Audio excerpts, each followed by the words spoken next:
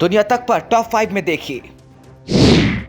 चीन ने एक बार फिर अपनी बात से मुकरते हुए एलएसी के मसले पर नया विवाद खड़ा करने की कोशिश की है। हालांकि भारत ने पलटवार करते हुए चीन से सख्त अंदाज में कहा कि बार बार भटकाने की मंशा सफल नहीं होगी। दरअसल चीन ने कहा है कि वो केंद्र शासित प्रदेश लद्दाख को मान्यता नहीं देता है और इस इलाके में भारत की ओर से किए जा रहे इंफ्रास्ट्रक्चर के काम का विरोध करता है। चीन एक बार फिर एलएसी को तय करने में 1959 के एक तरफा समझौते का हवाला दे रहा है। लाइन ऑफ एक्चुअल कंट्रोल को लेकर चीन के दावे को भारत ने सिरे से खारिज कर दिया है। भारत के विदेश मंत्रालय के प्रवक्ता ने अपने बयान में कहा कि भारत ने कभी भी 1959 के चीन के एक तरफा तौर पर तय एलएसी को नहीं माना।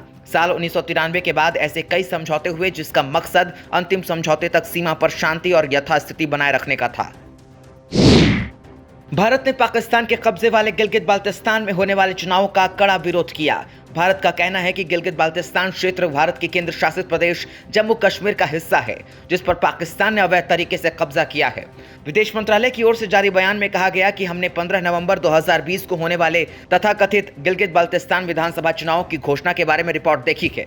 पाकिस्तान के इस कदम का हम कड़ा विरोध करते हैं। साथ ही भारत ने दोहराया कि केंद्र शासित प्रदेश जम्मू कश्मीर और लद्दाख के साथ साथ गिलगित बाल्टिस्तान का क्षेत्र 1947 से ही भारत का अभिन्न अंग है। पाकिस्तान सरकार का इन क्षेत्रों पर कोई अधिकार नहीं है।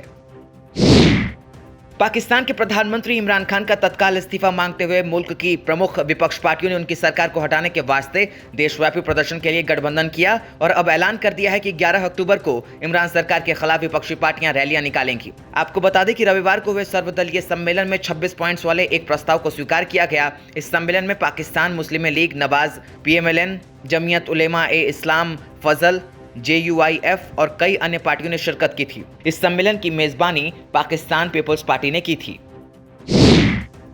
आर्मीनिया और अजरबैजान के बीच विवादित क्षेत्र को लेकर रविवार को शुरू हुई लड़ाई पर दुनिया भर से आ रही सीज फायर की अपीलों का कोई असर नहीं पड़ रहा है।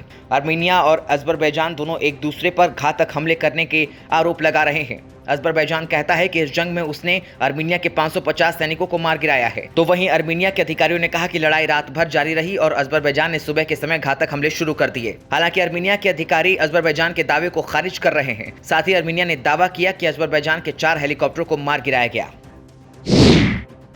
दुनिया भर में कोरोना से संक्रमितों का आंकड़ा 3 करोड़ 38 लाख से ज्यादा हो गया है।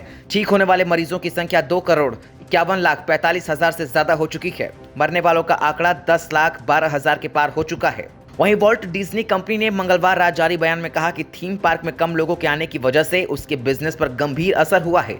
कंपनी के मुताबिक वो 28 हजार कर्मचारियों की छटनी करेगा।